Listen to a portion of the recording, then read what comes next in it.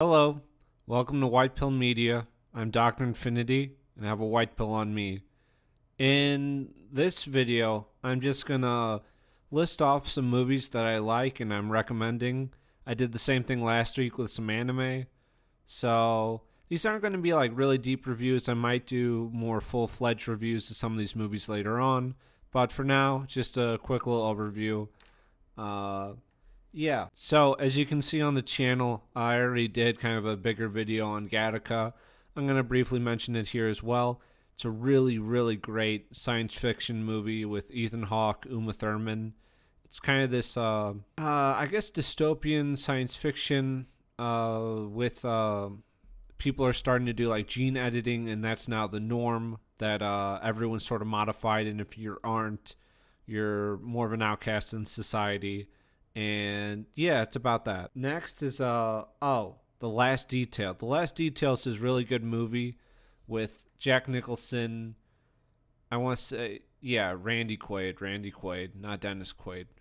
And then Nicholson and this other guy, they're going to go pick up Randy Quaid, and they're taking him to like a Navy prison because he's going to serve a sentence for stealing while in service. And it's just sort of not a coming of age movie, but just these three guys, and they're going on this trip together, and they're bonding, and it's just really good. Yeah, I think it's great. Excalibur's this really good movie. A friend recommended it. It's about like King Arthur's court, and all that stuff, and that's where I recognize him. But you have Patrick Stewart, of course. He plays one of the knights in, I guess, Arthur's court or of the period. It's got, it's a really good setting. The story's good. You know, I'm really glad that they kept the kind of more fantastical stuff on a realistic scale, or like with good special effects. They didn't make like some, well, it wouldn't have been around at the time, but like some CGI awful looking thing or some kind of big goofy looking monster. It's grounded. It looks good, and it's just a really solid kind of movie. You know, I would put up there like Conan the Barbarian of like stuff I enjoy. I think I enjoy Conan more, but Excalibur's really nice. If you like one, I think you probably like the other. Donnie Brasco, and this is about a real life FBI agent, Joe Pistone. I don't know, but it's about an FBI agent that goes undercover and he infiltrates the mob. And he's played by Johnny Depp. Al Pacino's sort of the guy that brings him into the game. And yeah, obviously some of the events are fictional, but it carries like the feel of it. I think it's got a good relationship between the two of them. And I wanted to recommend a gangster movie that's not like Godfather or Goodfellas, or I don't know if people really recommend Casino. I didn't like it that much, but a really one that I feel like is really solid, and I don't think it gets talked about as often, but yeah, I think it's really solid. Oh my God! I forgot this. The Bounty's this great movie. It's excellent. It's this 1984 movie. It's based on a true event. I don't know how accurate exactly, but you know, I'm gonna go with fairly accurate. It's got Mel Gibson, Anthony Hopkins. It's got what's that Irish guy's name? Oh, Liam Neeson has a small role. There's a bunch of little characters that you're gonna recognize, and it's about this British crew. They're going somewhere in the Pacific. I forget exactly where. And they're going to go bring breadfruit plants back to a slave plantation on some island, I think, that Britain controls. Because it's just cheaper than the food they're given. It's about this crew that once they get down there, they're stuck there for a little while waiting to get the breadfruit plants. And some of the guys start kind of forming relationships with the native women, and when it comes time to go, not all the crew wants to go, so you have this mutiny, and it's really good. It's really, really good. And Yeah, it's based on a real event. I don't know how accurate it is, but somewhat accurate. I would think. There's Papillon, and that's Steve McQueen and Dustin Hoffman. It's this, yeah, pseudo realistic movie. I think it's in French New Guinea, and it's a prison colony, and it's about the two of them in prison, and it's this hellish conditions down there, and their attempts to escape, and sort of their bond. It's a really good prison movie. I haven't seen the newer one, and this is the original. The Manchurian Candidate. Again, I haven't seen the Denzel Washington one. I've seen the original one that's black and white, but it's about these soldiers coming back from the Korean War. Yeah, I want to say the Korean War. Yeah. It's not World War II. It's the Korean War, and it's some of them start kind of experiencing these kind of bad dreams or something's wrong. They remember certain things about the war, and then it's kind of contradicting with some of their other thoughts, and then it just starts to unravel. It's just really good. I wouldn't call it a thriller. Maybe like a psychological drama. Maybe that's it. I guess. But it's really solid. It really kind of got me, the first time I saw it. And yeah, I think people would really enjoy that. Okay. The Man Who Would Be King. This is based on a short story by Kipling. I don't think I've ever really read any of his stuff, but I think he would kind of do kind of poetry and then some short stories. I'm not really positive, but it's Sean Connery and Michael Caine. They're these two military officers stationed in India, and then they're not exactly ne'er-do-wells, but they're looking to kind of make some money, right? So they hear about this land called Kafiristan, or I think so, and then this guy Skyander, who used to be kind of it's this kind of really savage land up, I guess, in the mountains of Asia, or just kind of a more isolated and closed off area. And with their advanced training and then them bringing muskets into the area, they start kind of taking over. And they kind of start to believe their own mythology that that they were kind of meant to be there. And it's really great if you kind of like action period pieces. It's really great. Michael Caine, Sean Connery, both really good. I don't know about the short story it's based on. Maybe I'll check that out sometime. I don't know. Oh, Manhunter.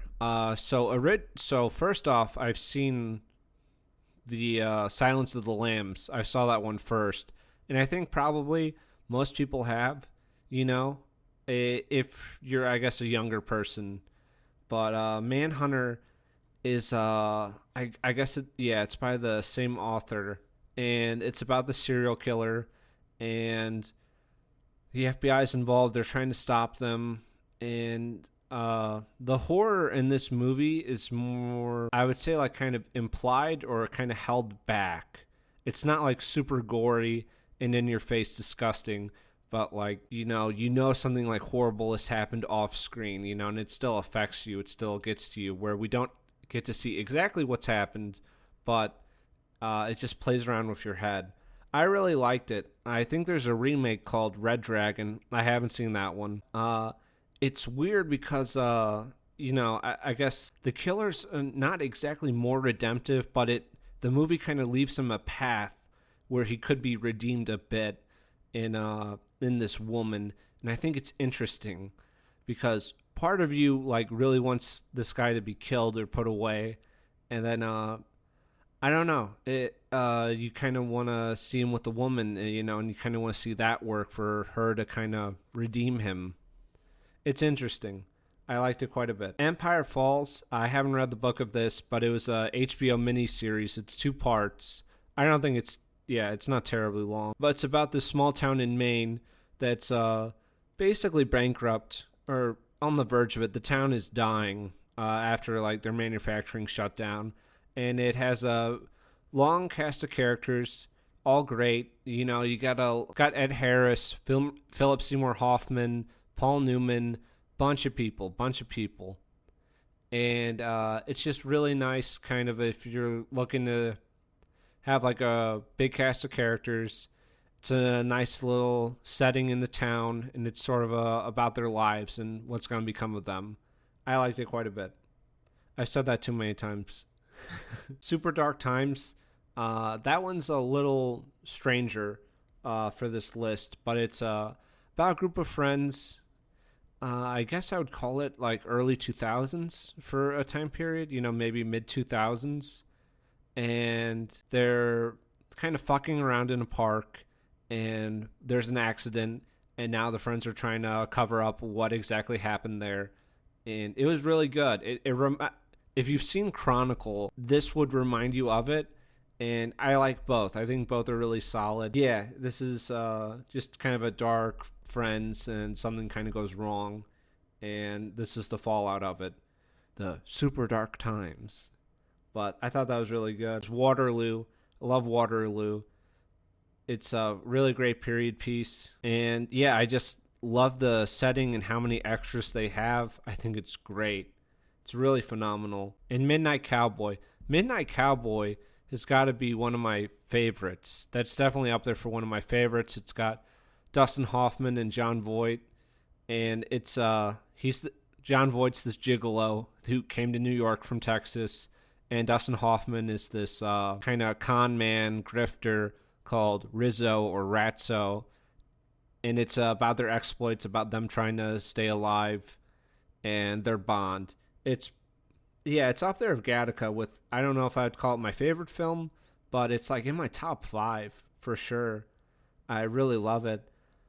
I think it was rated X when it first came out, and that's not because it's like really disturbing. Well, it is disturbing, but it would be rated R today. It was just kind of for the content matter. It was rated X when it came out at the time period, but it's really good. Some of it's more like implied disturbing, if that makes sense. But these recommendations are listed in no particular order. They're just movies I really like, and if you come across it, maybe check one of them out. Hopefully you'll be pleasantly surprised. That's it.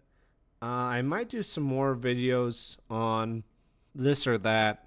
I'm not really too sure what to go with, but all right, Dr. Infinity out. Forgot to mention At Close Range, which is another one where I saw relatively recently, and I was pretty surprised and happy with it. It's based on a true story.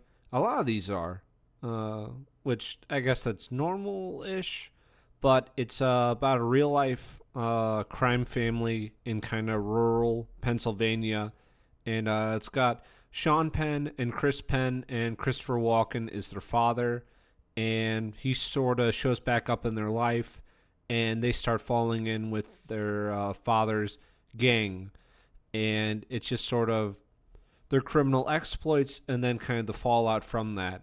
It's really good.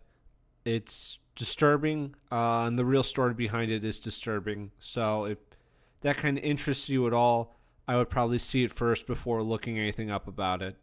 Okay. Now that's really